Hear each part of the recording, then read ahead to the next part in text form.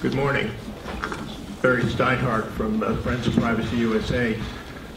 Thanks so much to Lily for her thank you, the work that Miriam Marzuki and I did on these first 2 days, and I want to thank Lily and Jules for being so wonderful to work with, and in particular putting on such a wonderful conference.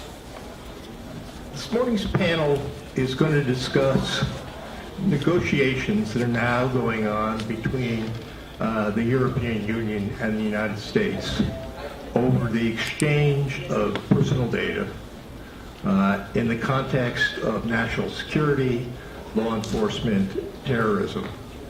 I would take just a couple minutes to put that in some context. Before I do that, let me just say that we have an excellent panel here, including people who are directly involved in those negotiations.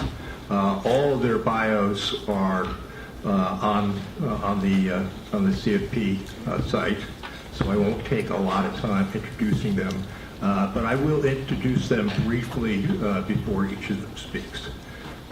So let me just take a moment to put this in some context. These negotiations are important because, as you probably know, there have been a series of specific agreements between the United States and Europe over specific kinds of data. The most famous or infamous of those involve passenger name records, airline passenger records, SWIFT data, SWIFT being financial data, in some respects the Western Union of International Finance, and others. And the negotiations that are going on now are designed to try to reach an umbrella agreement about how that data will be transferred. They're important for a couple of respects, not only because the data involves sensitive information regarding law enforcement or national security, but because, and I don't think this is well appreciated by many, so much of the data is, of course, not simply law enforcement or national security data, the way we think of that, but it's in fact commercial data, as we've seen from other instances, and or at least for Americans, speaking from a purely provincial point of view, there's an awful lot of our data which is in Europe for one reason or another. And similarly for Europeans, there's an awful lot of data here in the United States. Secondly, in many respects, these negotiations, particularly if they're successful, will set a global standard for the transfer of information, personal information, across the world. And I know that people in Asia, Latin America, for example, are looking to these negotiations as a potential bellwether. Finally, I'll just say one other thing, and to put this in some context. While a lot of the information that is involved here is commercial, because it is collected by government agencies for one reason or another, these are not the negotiations about purely private exchanges of data. There are a second set of parallel discussions going on. So. We're going to begin actually with a presentation from Viviane Reding. Ms. Reding is the Vice President of the European Union. She wasn't able to be here with us today, but we have a video presentation from her. Frank Schmiedel, who is sitting at the end from the European Union delegation here in Washington, will be participating in the question and answer period at the end. But Ms. Reding who was heading up the European side of the negotiations, was nice enough to provide us with this video. Actually, we'll start with another perspective from Europe. Jan-Philipp Albrecht, who is sitting here to my right, is a member of the European Parliament, and he is the rapporteur for the Parliament on these negotiations. So, Jan, why don't we begin with you? And Jan, we'll ask you to speak for about 12 minutes, and I'll let you know at say the 10-minute mark when there's left. Thank you. Okay, thank you very much, and Hello from my side. Thank you for that invitation to this very important panel.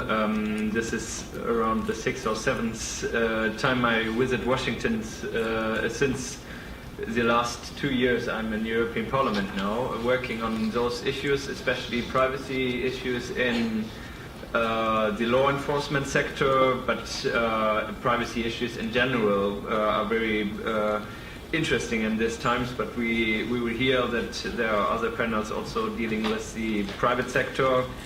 I learned very much during the last 2 years when coming here, having debates also with Marianne Callahan on the question of privacy and security and the different environments of policy making and the different perspectives being around there. And although there are different perspectives and environments on both sides of the Atlantic, I think that principles and values are quite similar. So we share in the EU and the US principles and values like that the state always has to be less intrusive when it comes, for example, to fundamental rights intrusions. That we share the value also of fundamental rights, especially also the right to privacy and the principles of rule of law. And I think that this applies, I mean, to the whole range, the private and public sector. And I think that there is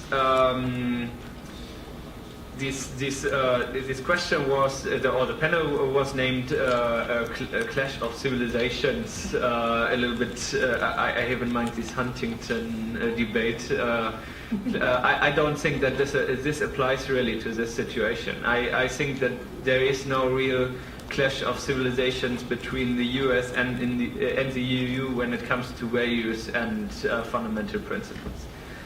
But of course, there are different perspectives existing in the United States and in the European Union, and I have the impression that in the European Union it seems to be a little bit more vivid, the remembrance to situations where those values eroded and those values perhaps were not so present as we wanted to have them. And sometimes people question me, especially when I come here. I mean, isn't it a little bit strange that you always point out the problem of the public sphere and data processing in the public sphere when all the people are using Facebook, putting their data into the internet and so on? And I am pretty sure that there is a huge difference between the private and the public sector, because it's about a relationship between people and state, a relationship which is based on fundamental rights and checks and balances, and that there are reasons also for this. I think, I mean, I can choose to be not part of Facebook. I can choose to be not part of online e-commerce, for example, but I cannot choose to be not part of a state, or I mean, unless I want to live in West Sahara or whatever. But I think there's no problem, no possibility to get out of this, and I give legitimacy to my government and to my institutions to.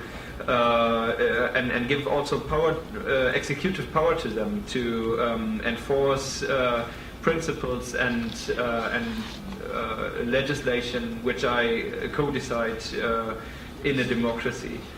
But to say it crystal clear, I don't think that there is a problem of fundamental conflict between both sides of the Atlantic, but I see that there's a problem of perspectives in policy making in general on both sides, and because on both sides we are in favor of effective law enforcement also, we are in favor of security, but the question arises, and not only transatlantic but also on the local level, what is an effective law enforcement? What, for example, when it comes to crime rates, what is effective to lower crime rates?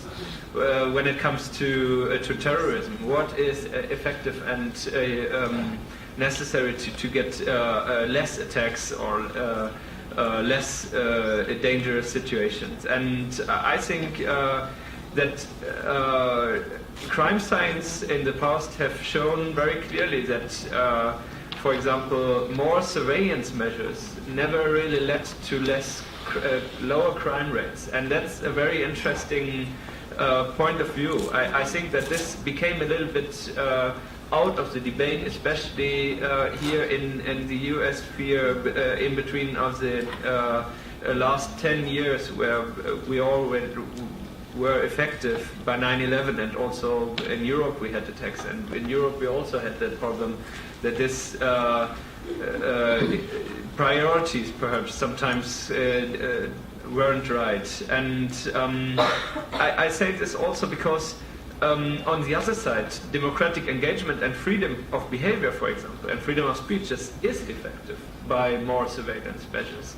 And even more if it's invisible, or if it's perhaps theoretical. I mean, if I just even if I just feel the weight,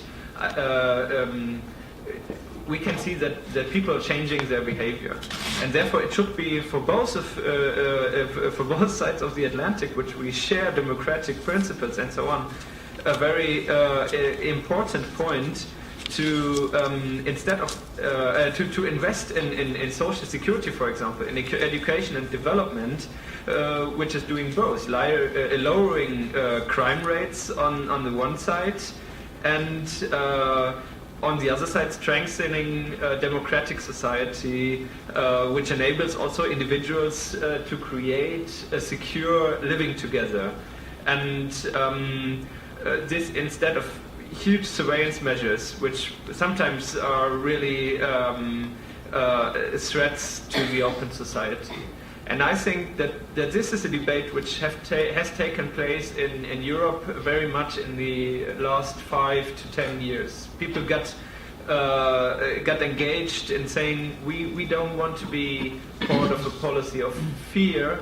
We want to have a society which is free, where people can have their own self-determination and can create a secure society without being surveyed the whole time.